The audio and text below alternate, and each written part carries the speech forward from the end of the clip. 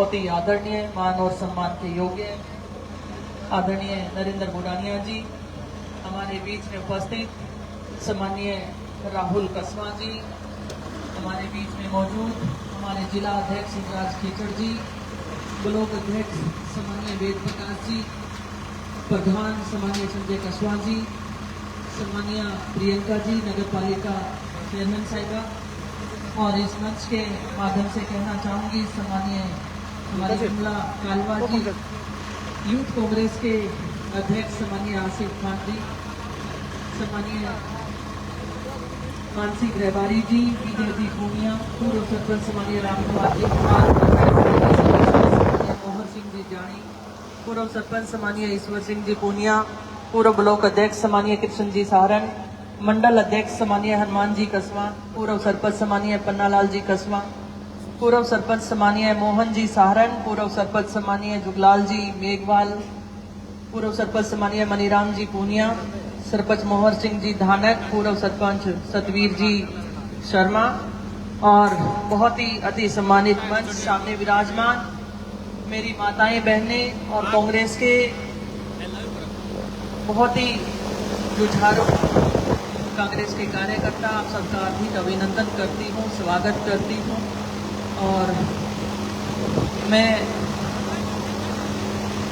हमारे मंच पे भी काफ़ी सम्मानित लोग बैठे हैं, लाल मोहम्मद जी बैठे हैं, बलबीर जी बैठे हैं, हमारा युवा सांगवान अभी बैठा है, तो सबको मैं कहना चाहूँगी कि आप सबका स्वागत है। अमर सिंह जी सांगवान हमारे बीसीसी सदस्य बीच में बैठे हैं, सभी सम्मानित जन हैं, सबका हार्दिक अभिनंदन करती हूँ। प्रोग्राम की बात राजकुमार जी जो बता रहे थे, तो फोन थारे कन कोनी मारकन भी आने लग गया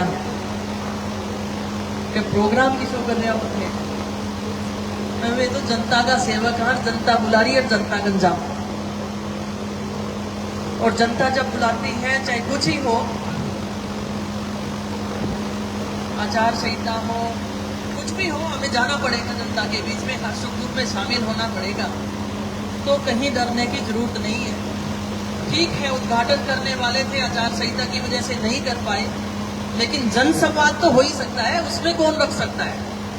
तो इस जनसंवाद के कार्यक्रम को सफल बनाने के लिए आप सबको यहाँ पर पहुंचे हैं, आप सबका आभार व्यक्त करती हूँ, तहे दिल से आभार व्यक्त करती हूँ। और मेरी माताएं बहनें बड़ी संख्या में पहुंची हैं, देख लो आन कहता हम जोश आयो, तालियां आई बजाइए, आपको बहुत बहुत आभार, धन्यवाद। आज प्रदेश की जनता अपने आप को ठगा हुआ महसूस करती है, चाहे कोई भी वर्ग अपने आप को ठगा हुआ महसूस कर रहा है। जब भी आप देखते हैं बजट सत्र आए हैं, उसमें भी आप देख सकते हैं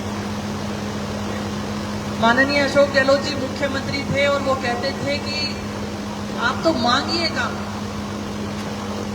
आप काम मांगते मांगते थक जाओगे, मैं देते देते। उदाहरण स्वरूप ये सामने हमारे पीएचसी है, पशु चिकित्सालय है, ऐसे कितने काम है, सड़कें हैं, पानी के लिए व्यवस्थाएं जो की हैं, स्कूल है, कॉलेज है, कितने काम आप देखेंगे। और वास्तविकता यही थी कि कांग्रेस के राज में जो कुछ भी हमने मांगा वो काम हमें मिला, और सिर्फ काम नहीं मिला, वो धरातल पे भी उतरा है। बड़ी बात यह है कि वो धरातल पे उतरा है। हम हरियाणा बॉर्डर पे लगते हैं, सड़कों का जाल बिछा दिया, शानदार सड़कें। अगर राजगढ़ की बात करूं तो उप जिला अस्पताल है, 220 केवी का चैनपुरा के अंदर हमारे बिजली का 220 केवी का हम स्टेशन लेकर आए, उसका काम सुचारू रूप से चालू है।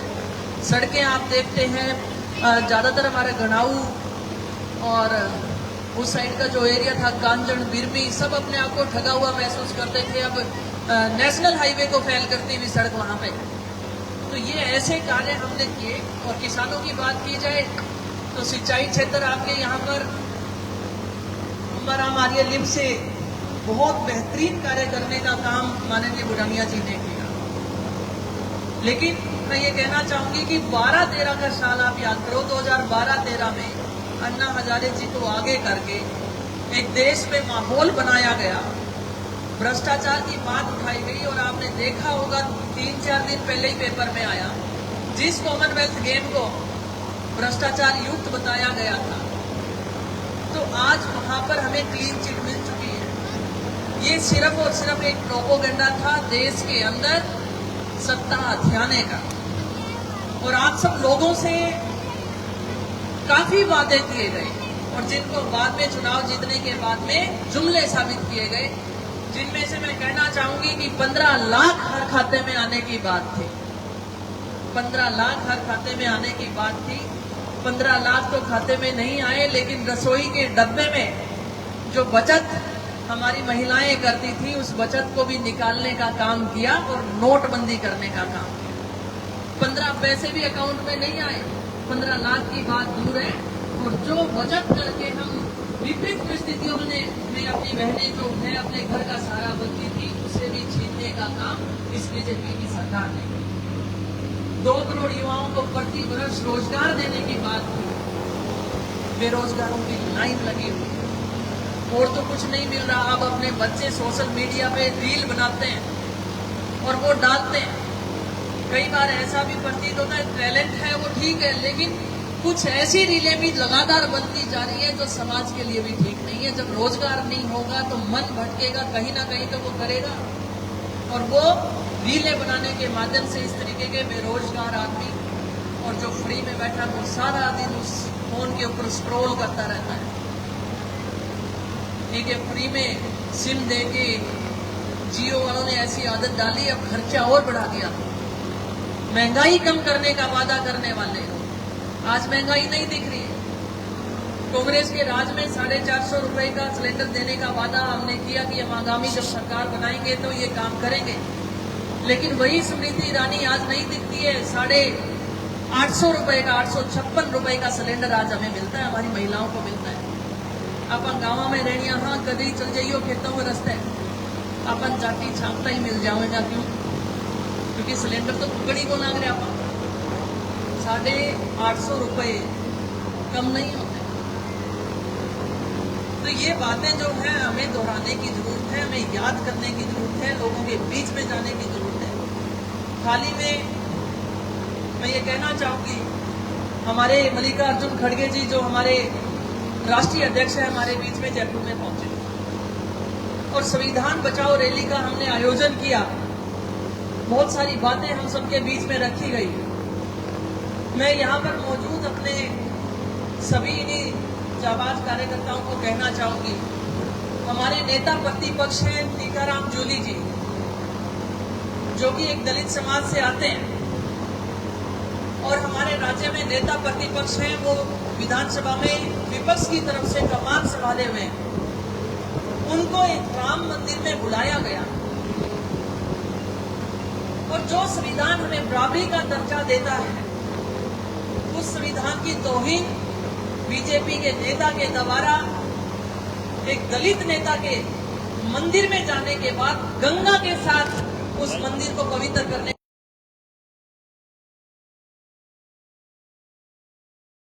तो वही राजस्थान में तो पर्ची सरकार चल रही है।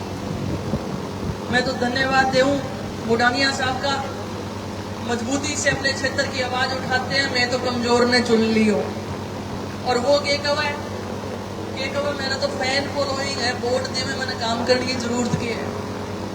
वह फैन फॉलोइंग तो अगली साल मेरे पास जाओ, आगे जब चुनाव आएगा जब जनता काम चाहती है। आज जनता रो रही है। आप सबको याद होगा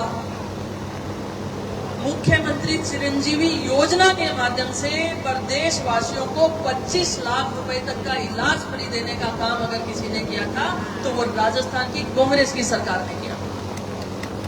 और अब क्या हो रहा है? 5 लाख का इलाज भी मिलता है ना, वो भी मिलना बंद हो गया है।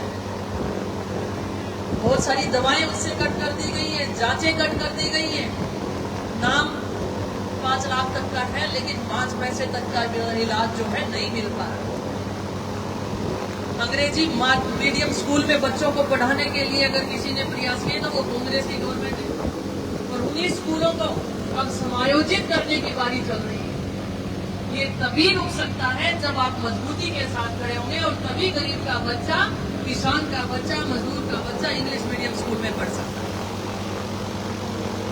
मैं आदरणीय नरेंद्र बुडानिया जी को कहना चाहूंगी, चूरू जिला कांग्रेस के लिए मजबूत जिला है और आपका नेतृत्व है, आप हम सब में वरिष्ठ हैं, और आपका जो चुनाव था बहुत मजबूत कार्यकर्ताओं ने चुनाव लड़ा, विपरीत परिस्थितियों में लड़ा, आप इससे वाकिफ हैं। पर अपन दोगले आदमियों बचने की जरूरत है। जो राजगढ़ में जाके यहां बीजेपी और वहां कांग्रेस बनते हैं, और वहां बीजेपी और यहां आगे कांग्रेस बनते हैं, ऐसे लोगों से हमें बचने की जरूरत है। आज हमारी कांग्रेस मजबूत है, इसमें कोई दो राय नहीं है, लेकिन ऐसे लोगों को भी पहचानने की जरूरत है। मैं ये आपसे कहना चाहूं, क्योंकि जो लोग सामने बैठे हैं वो अपने आप को ठगा हुआ महसूस करते हैं जब हम इस तरीके का कोई काम करते हैं। तो हमारी डबल जिम्मेदारी बन जाती है कि हमारे लिए दिन रात मेहनत करते हैं, 2400 घंटे चुनाव के समय जागते हैं, तो उनका मान सम्मान किया जाए। और वो मान सम्मान तभी है जब हम इन्हें उचित स्थान देते हैं। मैं ये जरूर आप सबसे कहना चाहूं, आप हमसे सीनियर हैं, मैं छोटी हूं, छोटे मुंह बड़ी बात हो सकती है, लेकिन इस चीज का हमें ध्यान रखना होगा। बहुत समय लगा जो हमारे क्षेत्र के लोगों ने अपने आप को ठगा हुआ महसूस किया, और आज हम सब एक हैं। मंच पे कोई शिकायत नहीं होनी चाहिए हमें, आप हमें आदेश दीजिए, हम करेंगे, और कांग्रेस के लिए हम ऐसे करेंगे। आज मल्लिकार्जुन खड़गे साहब ने भी ये बात कही थी, कोई काम करना चाहता है तो ठीक है, नहीं करना चाहता है तो आप जाइए। बहुत सारे नेता चले गए, लेकिन कांग्रेस पार्टी आज भी चल रही है। और इस कांग्रेस में ऐसे समय में जब ईडी, सीबीआई, इनकम टैक्स ऐसी हमारे पीछे संवैधानिक संस्थाएं लगी, और ऐसे माहौल के बावजूद भी जो नेता बचे हुए हैं, इसका मतलब कांग्रेस में जान है, कांग्रेस में मान सम्मान है, कांग्रेस में आम जनता की आवाज उठाने की ताकत है, और आम जनता को कांग्रेस पे भरोसा है। तो ये भरोसा और मजबूत बने, इसके लिए हम सबको और कठोर कदम उठाने पड़ेंगे।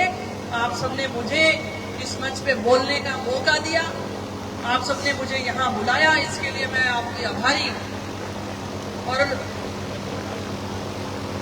मैं सरपंच साहब कह रहे थे कि वोट तारानगर में देते हैं, छाती आपकी छोड़ते हैं, नहीं जी,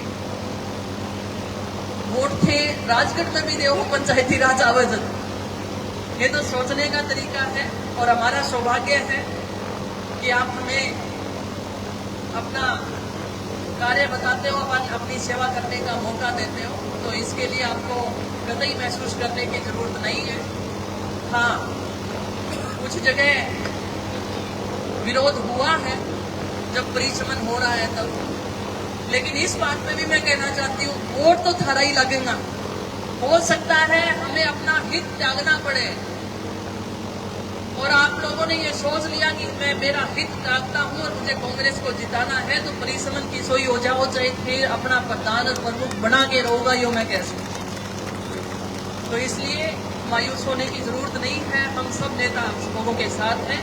आप सबने मुझे बुलाया, मेरी वाणी से पीड़ा पहुंची हो तो माफी चाहती हूँ। बहुत ही शानदार प्रोग्राम के लिए आप सबको बहुत बहुत बधाई, धन्यवाद। जय हिंद, जय भारत।